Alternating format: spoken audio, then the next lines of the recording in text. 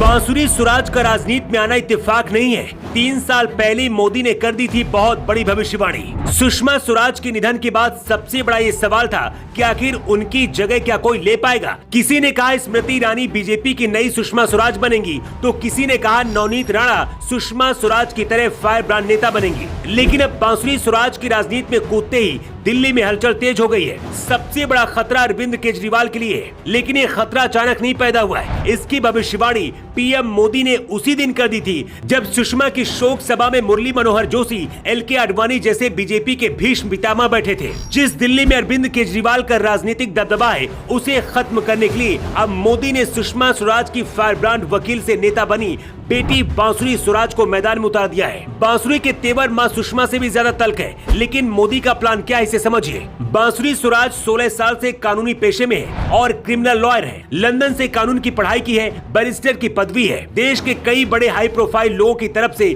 मुकदमा लड़कर खुद को साबित किया है। बांसुरी स्वराज उस वक्त पूरे देश में चर्चा में आ गई थी जब पूर्व आईपीएल कमिश्नर ललित मोदी की टीम में शामिल हुई थी।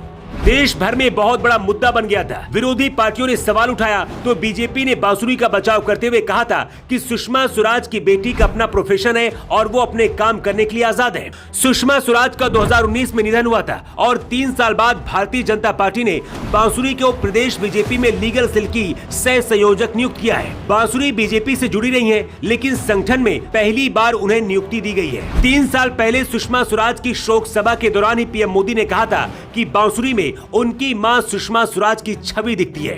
उसी दिन से कहा जाने लगा था कि बांसुरी अब राजनीति में कदम रखने वाली है। लेकिन दिल्ली के राजनीतिक मैदान में बांसुरी स्वराज को मोदी शाह ने क्यों भेजा है, इसकी वजह आपको हम बताते हैं। बीजेपी का पूरे देश में दबदबा है, लेकिन दिल्ली में रहकर भी मोदी शाह दिल्ली को केजरीवाल के हाथ से नहीं ले पा रहे हैं। यहाँ तक कि बीजेपी के हाथ से एमसीडी भी जा चुकी है। बीजेपी को दिल्ली में एक ऐसा चेहरा चाहिए था जो बीजेपी को मजबूत कर सके। सुषमा स्वराज की अच्छी छवि का भी बीजेपी फायदा लेना चाहती है। बांसुरी स्वराज क्योंकि दिल्ली में रहकर वकालत की है, इसलिए कानूनी दांवपेच के साथ साथ केजरीवाल सरकार की कमजोरियों को भी समझती है। दावा किया जा रहा है कि दिल्ली में बीजेपी अब बांसुरी स्वराज को अरविंद केजरीवाल के खिलाफ उतारेगी और आने वाले वक्त में मुख्यमंत्री की दावेदार भी बना सकती है। कुछ राजनीतिक विश्लेषकों का ये भी कहना है कि आने वाले वक्त में मोदी जल्द ही राजनीति से संन्यास लेंगे। इसके बाद योगी के प्रधानमंत्री बनने की उम्मीद बहुत ज्यादा है। जिस तरह से अटल और मोदी को सुषमा स्वराज, उमा भारती जैसी फायर ब्रांड महिला नेताओं का साथ मिला, उसी तरह से योगी का साथ देने के लिए बांसुरी स्वराज, स्मृति ईरानी और नवनीत राणा जैसी महिला ब्रिगेड होगी जो मोर्चा संभालेगी। वैसे बांसुरी स्वराज की राजनीति में एंट्री को लेकर आपका क्या कहना है? क्या बीजेपी का ये फैसला सही है या फिर गलत? आपकी क्या राय है? कमेंट बॉक्स पर लिखकर जरूर बताएं। न्यू टाइम्स के लिए ब्यूरो रिपोर्ट।